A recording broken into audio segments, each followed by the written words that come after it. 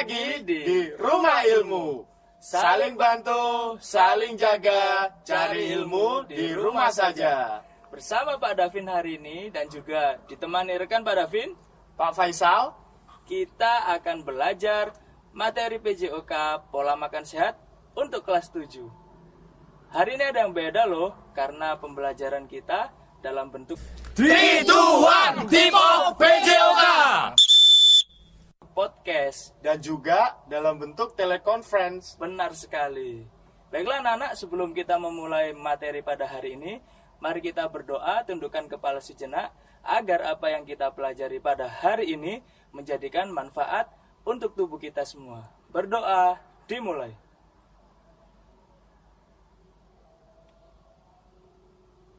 Berdoa selesai. Pak Faiz juga tidak bosan-bosannya untuk mengingatkan kepada kalian untuk tetap mematuhi protokol kesehatan ya, menggunakan masker ketika kalian keluar rumah dan tidak dianjurkan menggunakan masker saat kalian beraktivitas olahraga. Tentunya saat kalian ingin beraktivitas olahraga, jangan lupa lakukan pemanasan terlebih dahulu. Dan yang terakhir nih, kalian di masa pandemi ini harus rajin-rajin berolahraga ya, agar imunitas tubuh kalian tetap terjaga. Baiklah Pak Faiz, hari ini kita akan membahas pola makan sehat. Ngomong-ngomong tentang pola makan sehat nih, ada apa saja sih yang akan kita pelajari hari ini? Pola makan sehat itu sepertinya kompleks dan ini sangat mendasar ya, Iya. Pak Davin, karena Benar sekali. kelas 7 ini adalah masa-masa pertumbuhan. Jadi kalau pola makan yang acak-acakan ataupun gizi dari makanannya sendiri pun tidak tercukupi, itu akan menghambat semua. Entah itu dari perkembangan badannya dan perkembangan kognitifnya, Pak Davi. Tepat sekali. Jadi di pola makan sehat ini kita langsung saja bagi menjadi dua. Pola makannya dan makanan sehatnya. Ya, benar banget. Jadi kita akan fokus di dua itu. Untuk yang pertama kita coba kulik tentang pola makan. Stigma di masyarakat itu kita makan asal kenyang aja, itu gimana? Wah, itu Indonesia banget ya Pak David. Iya, Kadang benar sekali. makan asal kenyang, banyakin nasi, lauknya nggak diperhatiin. Iya. Kadang nasinya udah kayak segunung Semeru, tapi tapi untuk lauknya kadang ya seadanya tempe lah ataupun ikan asin. Ya kita sih nggak mau menyalahin keadaan ya, apalagi di masa pandemi ini. Iya, tapi benar. kita juga nggak boleh menutup kemungkinan kalau banyak di sana makanan yang bergizi dan juga murah. Benar sekali jadi Pak gitu. Faiz. Jadi dalam satu piring makan kita itu sebaiknya terdiri dari beragam bahan makanan yang kita akan konsumsi. Jadi kalau kita biasa mengenal 4 sehat 5 sempurna itu alangkah lebih baiknya seperti itu. Tapi dalam kondisi pandemi ini juga kita akan menyesuaikan diri tentunya. Iya, benar banget. Selain pola makan yang demikian ini tadi, anak-anak sekarang hobi makan-makan yang kurang teratur. Jadi kadang gitu karena anak-anak ini main game. Wah, itu Nah, dia. Lupa waktu akhirnya lupa kan? waktu. Iya, benar. Lupa makan. Nah ini gimana Pak Faiz? Makan itu seharusnya apakah teratur, ada jam-jamnya, atau seenak kita lah, pokoknya lapar kita makan, atau bagaimana? Nah, jadi kalau makan sendiri nih, kalau sesuai aturan ya, sesuai aturan itu kan lambung dan pencernaan kita itu mencerna makan 8 jam, Pak. Iya. Di 8 jam. Jadi, misal untuk sarapan pagi ini sangat penting, kadang terlewat. Anak-anak kita tuh kadang terlewat. Jam 7 tuh kalau udah, misal kalau kita bicara waktu normal aja ya, biasa kalau Iya. waktu normal, udah bangunnya kesiangan, nggak sempat sarapan, di sekolah ada banyak kegiatan. Nah, itu akan berdampak buruk banget. Usahakan harus sarapan dulu, itu yang terpenting. Ketika sarapan misal jam 6, nah ya jam 6, paling lambat jam 1 siang ketika mereka istirahat. Ini kita bicara di luar pandemi ya, Iya, kita benar. bicara ketika normal. Ketika jam 1 siang, mereka harus diisi makanannya. Nah, seperti itu. jam 1 siang misal makan siang nih, nanti makan berikutnya, makan malamnya paling nggak jam 7 malam atau habis maghrib lah. Nah, seperti yang idealnya seperti itu. Jika beda lagi kalau kita bicara atlet ya, itu beda lagi asupannya. Jadi bicara yang normal. Ketika pola makan ini teratur, tentunya juga akan berdampak pada kesehatan. Ya, benar banget. Di masa pandemi ini kita sangat-sangat harus peduli dengan kesehatan kita. Salah satunya dari pola makan. Jadi ketika pola makan kita teratur, jam-jamnya itu selalu tepat, Benar. kita akan selalu terjaga imunitas tubuh kita, asupan nutrisi yang masuk sehingga tubuh kita selalu sehat. Benar banget. Kalau menurut Pak Davin nih, Iya. manfaat pola kalau udah kita makannya udah teratur nih apa ya? Minimal aja, minimal. Jadi gini Pak, sarapan pagi. Sarapan pagi, kita mulai dari sarapan pagi. Ketika seorang anak atau kita ingin melakukan sebuah aktivitas dan kita tidak sarapan pagi, pasti energi yang akan kita pakai untuk beraktivitas di pagi hari tadi terbatas. Nggak seimbang lah ya. Iya. Oh. Lalu kita bisa juga kehilangan konsentrasi. Untuk anak-anak nih, saat belajar, perlunya makan sarapan pagi.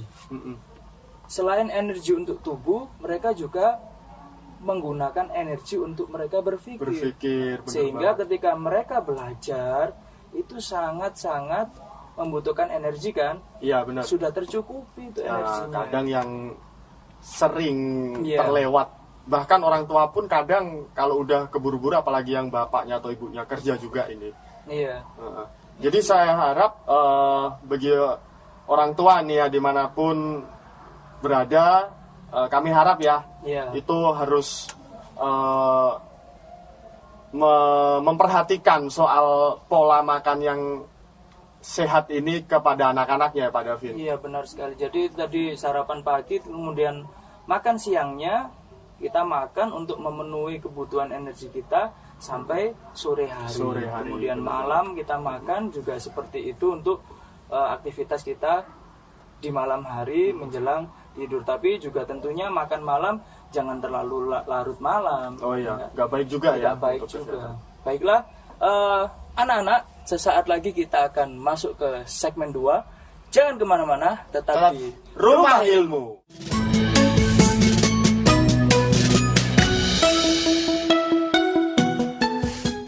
Untuk urusan puding, saya selalu menggunakan agar-agar satelit. Terbuat murni dari rumput laut yang berkualitas, menjadikan kualitasnya tetap terjaga dari dulu. Salam satelit. Wow, satelit. Hasil jadinya keras dan kenyal. Serat alaminya cocok untuk diet dan melancarkan pencernaan. Agar-agar satelit. Cocok untuk semua olahan dan hidangan. Agar-agar. Ya, satelit. Agar-agar. Ya, satelit. Kuatkan imun lawan corona dengan Imun Plus. Imun Plus merupakan formula berisi probiotik, bakteri mikroflora, baik yang berfungsi untuk meningkatkan daya tahan tubuh dan melawan virus.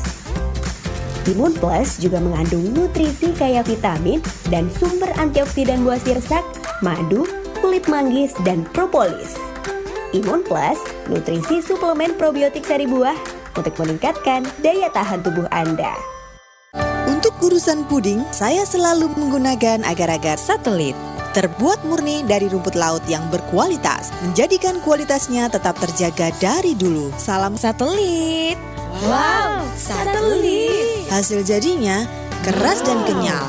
Serat alaminya cocok untuk diet dan melancarkan pencernaan. Agar-agar satelit. Cocok untuk semua olahan dan hidangan. Agar-agar. Ya, satelit. Agar-agar. Ya, satelit.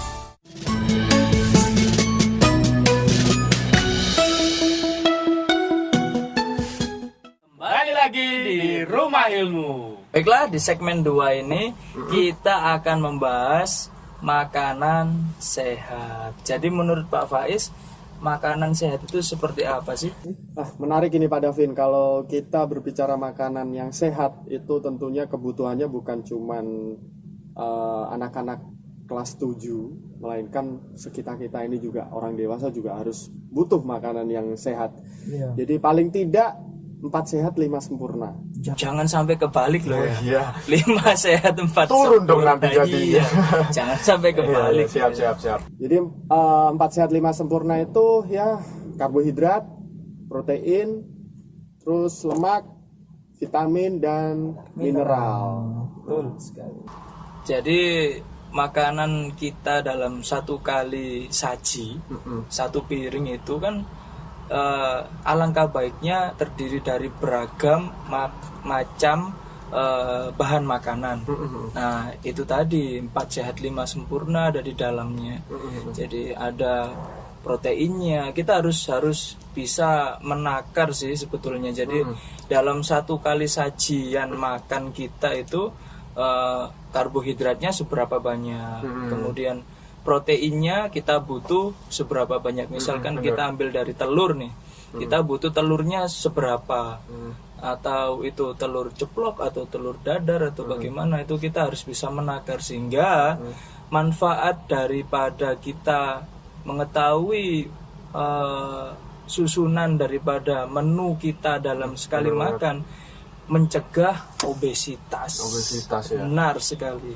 Jadi kalau untuk takaran obesitas sendiri nih, barangkali anak-anak kita ada yang belum tahu, badan saya nih obesitas apa enggak sih? Kalau dilihat di kaca kok kayaknya kegemukan, kayaknya kok kurus atau ideal. Gimana Pak Davin itu? Itu ada rumusnya Pak Faiz. Ada rumusnya ya? Jadi tinggi badan, ya tinggi badan dalam sentimeter tentunya, ya, dikurangi 100. 100? Kenapa kok nggak 200 atau berapa gitu? Untuk denyut nadi maksimal sudah berbeda lagi. Ketika beraktivitas kita beraktivitas olahraga itu biar ya. dapat. Jadi kita menghitung denyut nadi, kemudian denyut nadi maksimal itu cara menghitungnya. Begitu. Jadi kalau misal nih tinggi saya nih misal sekarang 175 cm.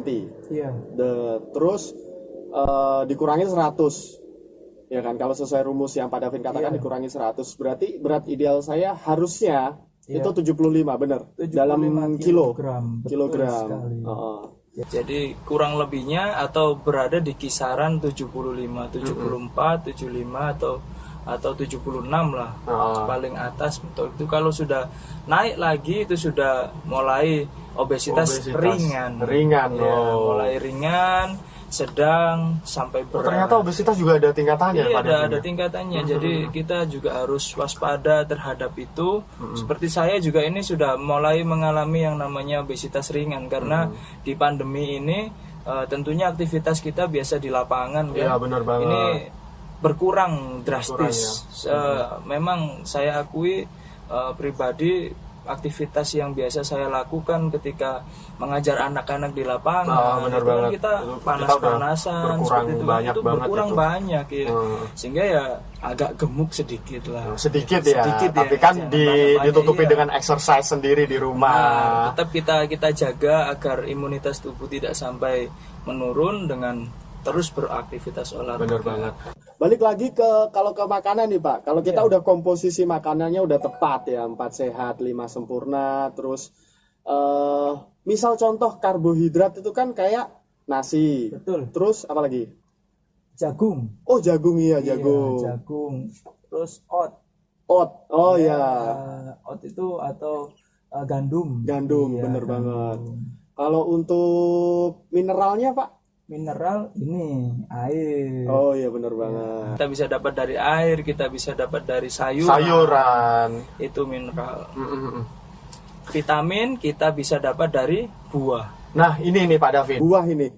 Kebiasaan kita ini yang di Indonesia pada khususnya, sering kali kita menemukan pengkonsumsian buah itu sering kebalik. Kok bisa kebalik gimana? Kebalik Pak. Ketika kita makan, buah itu sebagai dessertnya atau makanan penutup. Padahal itu sangat-sangat terbalik dengan di kedokteran. Biasa kan kita kenal cuci mulut. Nah itu sebenarnya salah kaprah kita mengartikannya. Jadi sebenarnya buah itu dimakan sebelum makanan berat ini. Jadi sebagai makanan pembuka dong. Pembuka, justru malah pembuka karena di buah itu kandungannya itu dapat menyiapkan pencernaan terlebih dahulu. Jadi kandungannya di buah itu biar supaya pencernaan lebih siap terlebih dahulu untuk menerima makanan yang berat yang Jadi akan sama masuk. halnya dengan kita kalau mau berolahraga, kita harus pemanasan Pemanasan terlebih dahulu, Jadi benar. organ-organ pencernaan kita perlu diberikan pemanasan. Benar banget Pak ternyata. Davin. Oh, Nah, jadi begitu. Jadi begitu. Jadi harus buah dulu. Iya. Sering kebalik kita ya.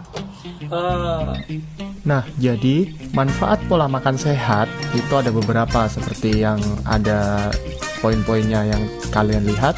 Nomor satu adalah berpeluang hidup lebih panjang. Yang kedua adalah memiliki energi yang lebih banyak. Yang ketiga adalah berkurangnya resiko terkena penyakit. Nah, ini juga sangat penting ya. Yang keempat adalah memiliki memori yang lebih baik. Ini sangat diperuntukkan untuk anak-anak sekolah seperti kalian. Dan yang terakhir adalah berat badan menjadi ideal. Adalah impian dari semua manusia. Nah, next, Departemen Kesehatan menganjurkan agar pola konsumsi makanan setiap harinya dapat disesuaikan dengan piramida triguna makanan berikut ini. Kita lihat yang paling di atas adalah untuk pengkonsumsian garam dan gula itu harus dibatasin loh ya, karena garam itu terlalu banyak garam nanti akan menyebabkan penyakit hipertensi, atau gula terlalu banyak itu juga akan menimbulkan penyakit gula darah. Lalu lemak dan minyak ini kombinasi maut, mengidap penyakit kolesterol.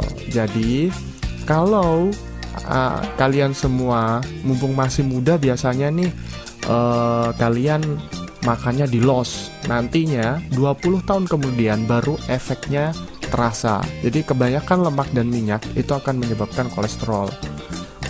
Kita turun pada tingkatan yang kedua adalah sumber protein nabati, itu dibatasin 2-3 porsi ya, protein nabati dari tahu, tempe.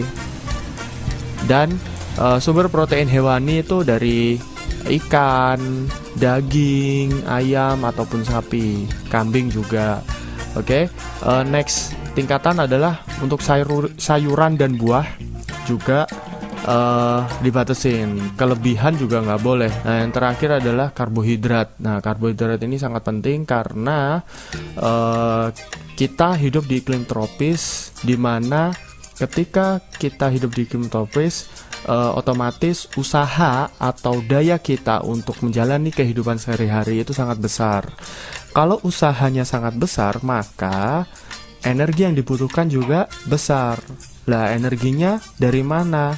Kebanyakan kita peroleh energi kalori itu dari karbohidrat. Baiklah anak-anak, saat lagi kita akan masuk ke segmen 3. Jadi jangan kemana-mana, tetap di Rumah Ilmu.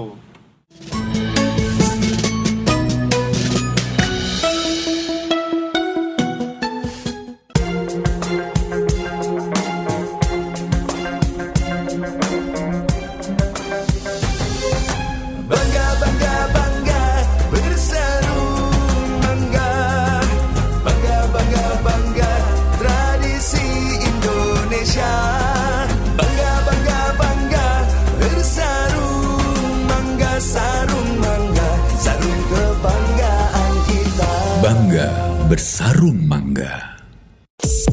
Tak guna meratapi gelap, nyalakan lilin, ayo fokus memutus persebaran COVID-19.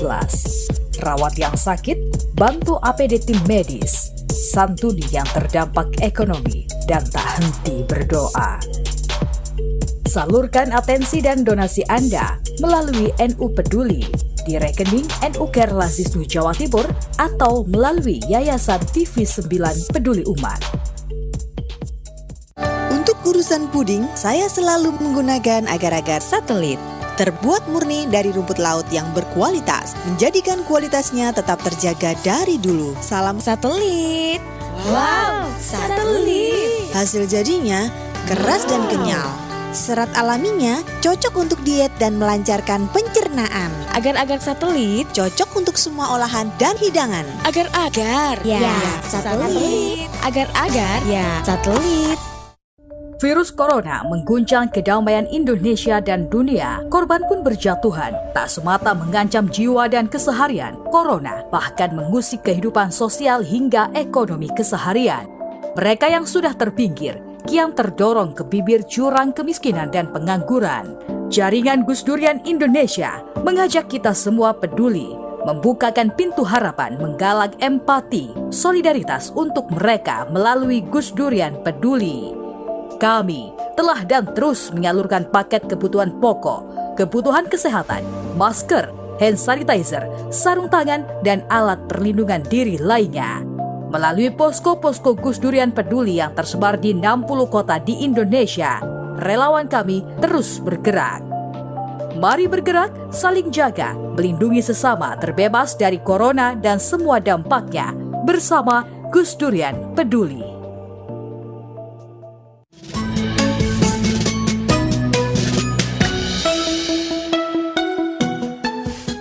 Kembali lagi di Rumah Ilmu. Baiklah, di segmen 3 ini Ya, kita luncurkan sesuatu yang baru. Apa Ya. itu Pak Faiz? telekonferensi Pak. Iya, Iya. benar sekali. Kita akan mencoba menghubungi beberapa siswa dari SMP Negeri 6 dan SMP Negeri 29. Kita coba hubungi. Mulai sekarang ini kita sudah mencoba untuk menghubungi. Ya, tim kami sudah mencoba menghubungi melalui video call. Jadi sebenarnya telekonferensi ini juga sebagai obat kangen kita sih Pak sama Betul anak-anak. sekali. Jadi di masa pandemi ini kan kita tidak bisa bertemu dengan anak-anak secara langsung. Jadi mau tidak mau kita harus bertatap muka melalui telekonferensi. Iya.